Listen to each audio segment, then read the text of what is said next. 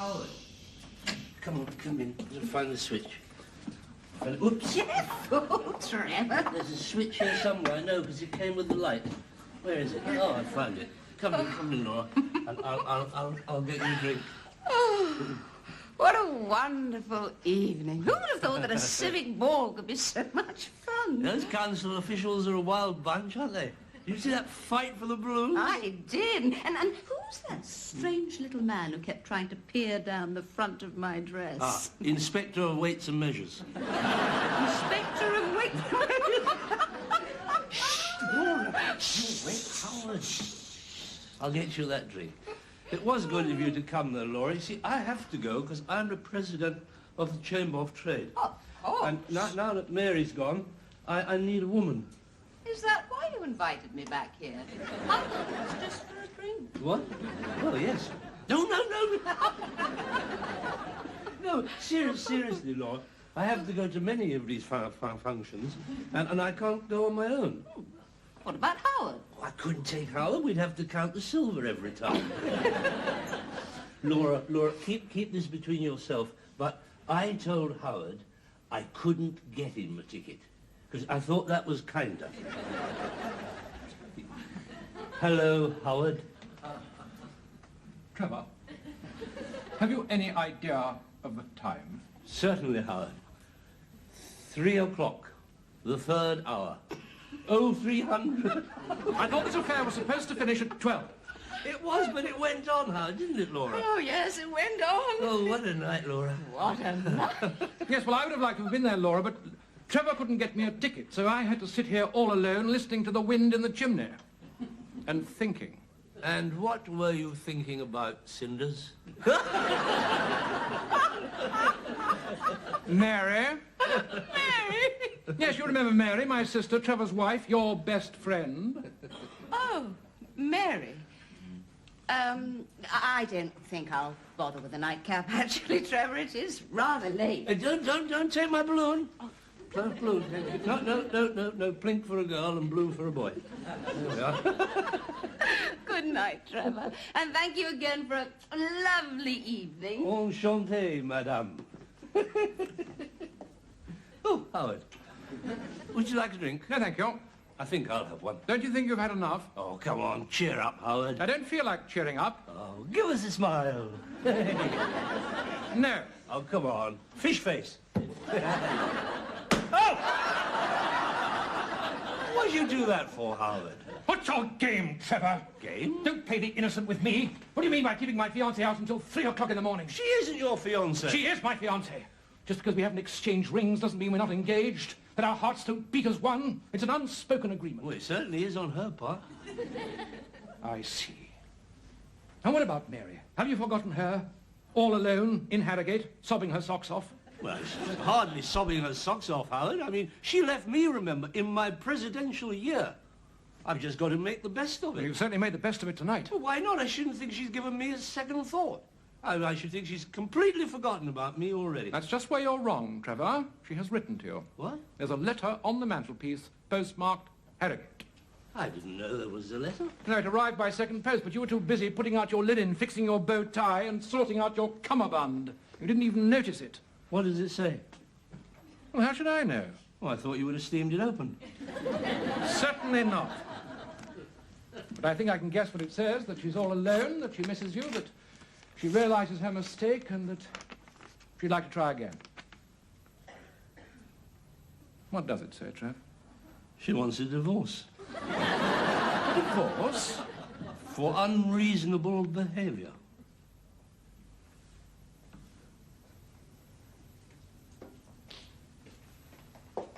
Good morning, Howard. Hello, Laura. Back again.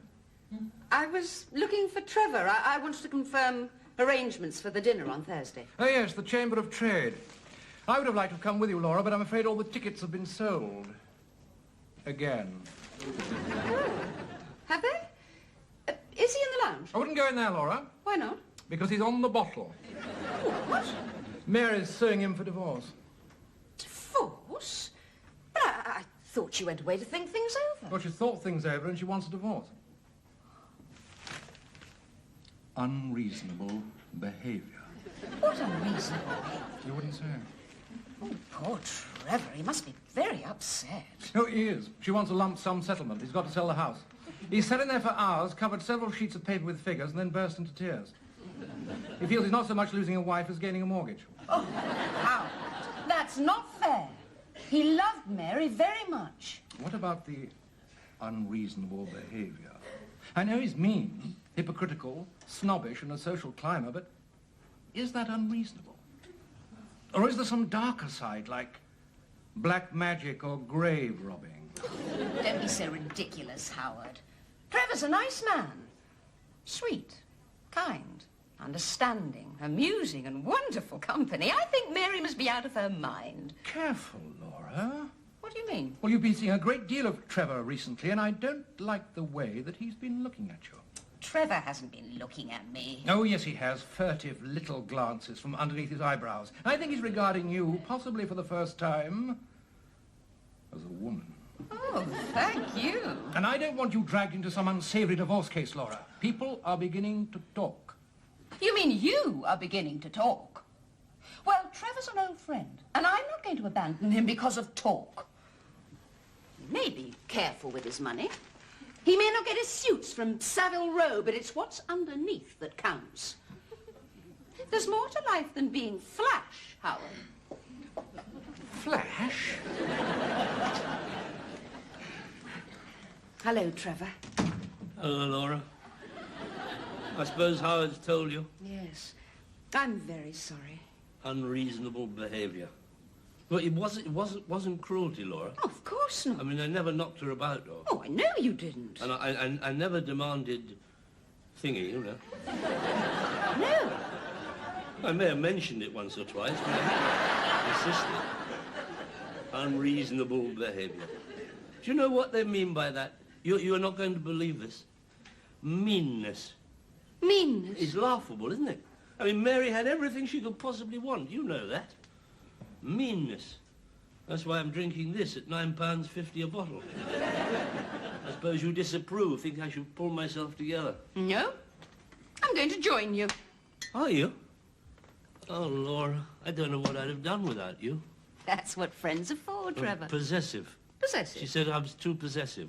If I'm possessive, what is she doing in Harrogate? Oh, she'll soon come to her senses. And dull. Dull? Was I dull at the civic ball? You were not dull. You fought for those balloons like a tiger, Trevor. Does this mean we won't be going to the dinner on Thursday? No, of course we're going. Why'd you say that? Well, it's just that Howard thinks we're seeing too much of each other. Well, he would. And that people are beginning to talk. About us? That's ridiculous, isn't it? Is it? Well, as if you'd ever give me a second glance. As a matter of fact, I admire you very much, Trevor. Do you, Laura? Oh, I admire you. And if things had been different... I've made you some coffee. I thought it would help to sober you up, Trevor. Thank you, Howard.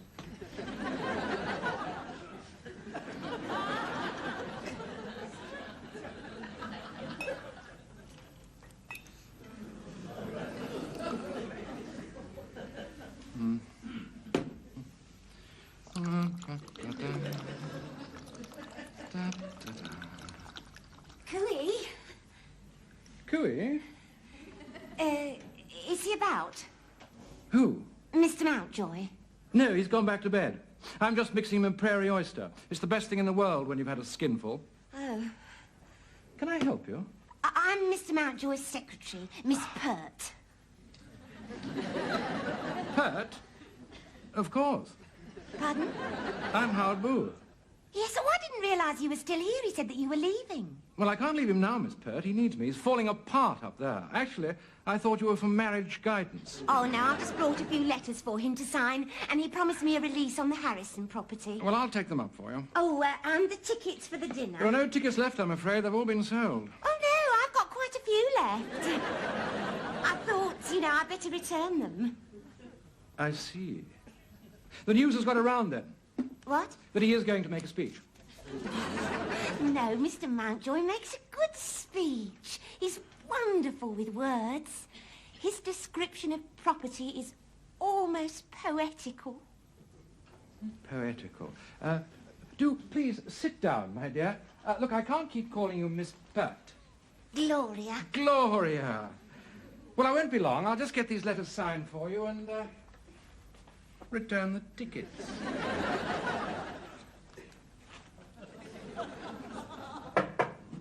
Ah, Trevor, I've got some letters here for you to sign. Thank you, Howard. Miss Pert brought them. Mm-hmm. She wants the Harrison release. Gloria. Mm-hmm. Gloria Pert. That's right, Howard. Lovely figure. No wonder you stay late at the office, Trevor. Oh, don't be so vulgar, Howard. Miss Pert is engaged.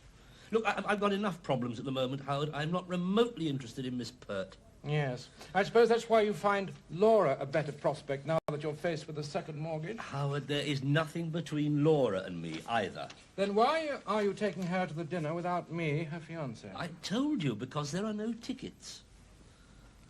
Oh. Well, the truth is, Howard, it's the seating arrangements. You can't go on your own. You have to take someone. Don't worry, Trevor. I'll find someone. After all, I'm not entirely devoid of charm. Oh, Lord. Now, just you relax and I'll bring you a prairie oyster. Prairie? What's that? Raw egg in Worcester sauce.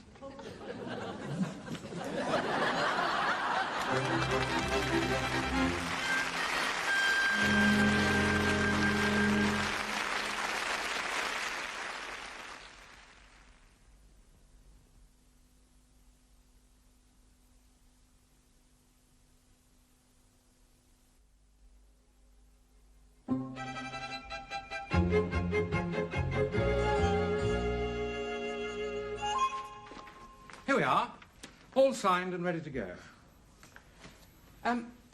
What did you say your name was again, my dear? Gloria. Gloria Pert. I thought so. I wondered where I'd heard it before. I beg your pardon? I had to sit up with Mr. Mountjoy last night. He was in a bad way, twisting and turning in his sleep. And that was the name that he kept muttering under his breath. Gloria Pert. Gloria Pert? Mr. Mountjoy? Several times. Gloria Pert, Gloria Pert. Oh, you must be mistaken. Gloria, why must you be so cruel? I can't believe it. I mean, I'm engaged. I've been engaged for 5 years. 5 years? That's a long time. Things not working out, eh, Gloria? Oh, Mr. Mountjoy never said a word. Are you sure? Then what about this? Desirable property, breathtaking views, back and front. Close inspection a must, full of charm and character, and lovingly preserved. I think he's trying to tell you something.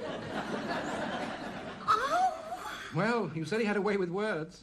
Well, why doesn't he just come out and say it? Because he's shy.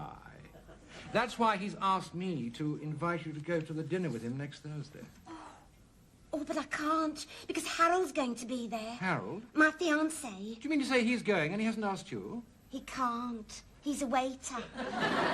A waiter? He certainly is, Gloria.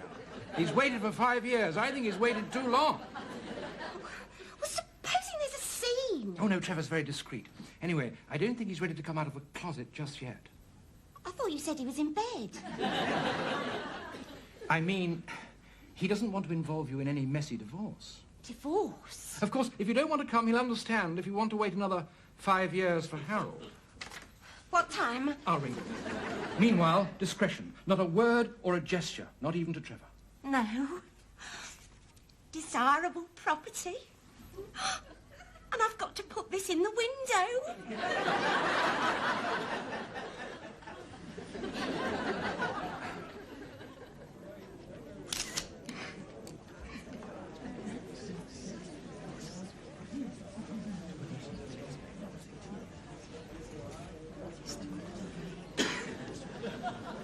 Well, Howard, where is she? Oh, she'll be along. I promised to meet her here. I knew it. She won't come and it'll upset the entire seating arrangement. Now, don't get agitated, Trevor. Your chain's swinging again. You'll beat yourself to death with it. Who is this mystery woman, Howard? I must say, I'm intrigued. You'll see in a moment, all right? Oh, Lord, there's Bostock and Smith. And I'm making the same speech I made at the Rotary. I'll have to alter it. Just try making it shorter, Trevor. Good heavens, there's Miss Pert. Don't you mean Gloria? This is no time to pull rank, Trevor. Hello, Gloria. You look radiant, doesn't she, Trevor? Yes, you look radiant, Gloria. Thank you, Trevor. Oh, Gloria, I'd like you to meet Laura, a friend of mine. Hello. How do you do? How do you do? Do you think perhaps we ought to get rid of our wraps, Gloria? Yes, of course. Excuse us. Shall we have a drink? Oh, that'd be nice. Waiter. Gloria. Harold? Would you like a sweet sherry, Gloria? What are you doing? What do you think I'm doing? I'm enjoying myself. Enjoying yourself? Perhaps you prefer dry sherry. Are you trying to humiliate me? Certainly not. I'm here with friends. Maybe a glass of white wine. Why not? Thank you. Oh, good. White wine. Just what I need. Oh, what a good idea. You know him? Go away. Well, perhaps I'd better not drink too much. I've got my speech to make. Don't worry, Trevor. You'll make a wonderful speech. You're so good with words. Oh, do you think so? Hello, Trevor! Oh, Bostock and Smith. I must say, we're looking forward to this speech of yours. Yes, yes. Is it on the recession again? Yes, it is. The light at the end of the tunnel one. Yes, that's right. Oh, good. Yes, yes. I like that one. Drink, Bostock. Why not? Yeah.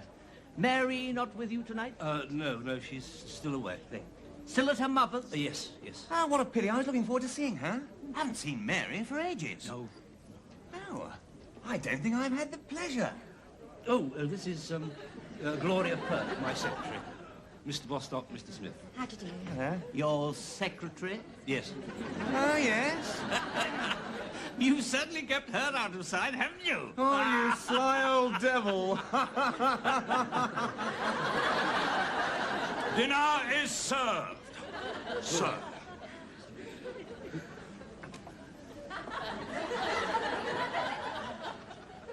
Howard? Gloria thinks she's with Trevor. Yes, and have you seen the way she keeps looking at him? We're being used, Laura. You know, I think we may have finally discovered the unreasonable behaviour.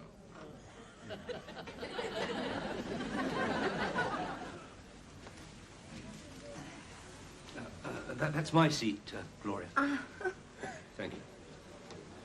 Yeah, that one's for my guest. Oh, lovely.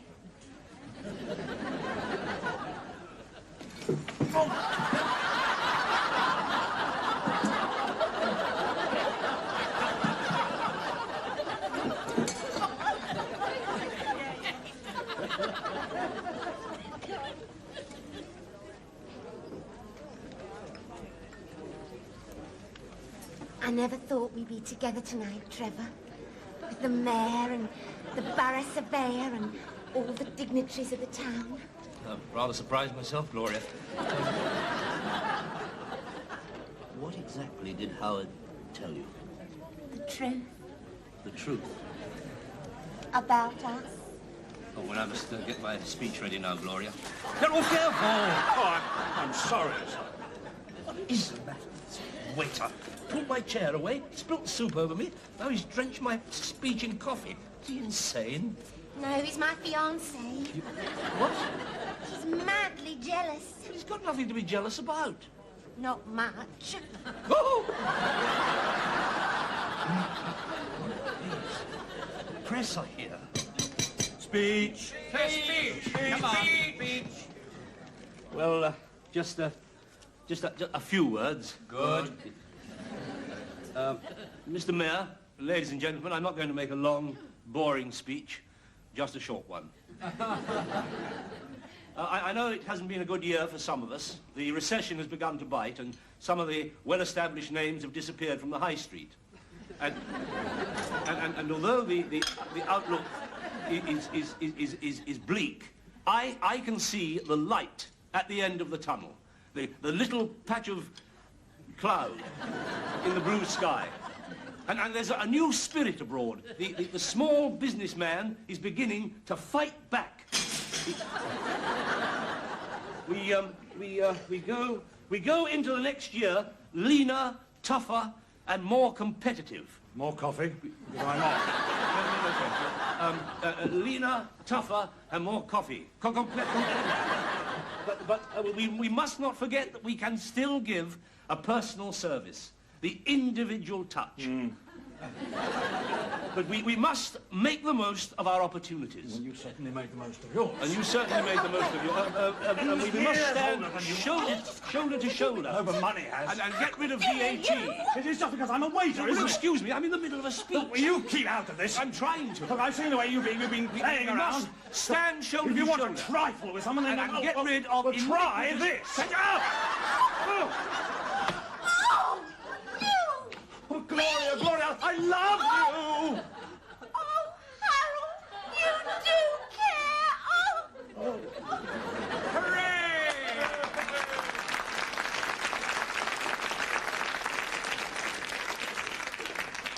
Thank you. Oh.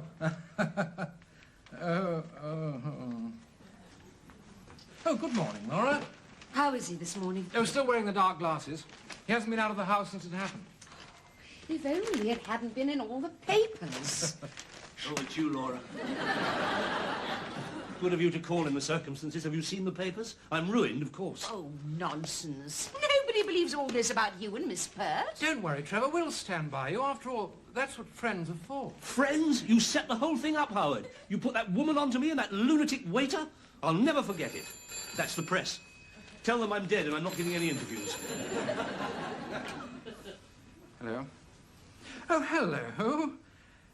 Oh, yes. It's Mary, and she wants to talk to you. Mary? She's read the papers. Hello, Mary. This is a surprise. I thought you preferred to talk through solicitors. Oh, you've read the papers. What do you mean, what's going on? Nothing's going on. Now, look here, Mary. What?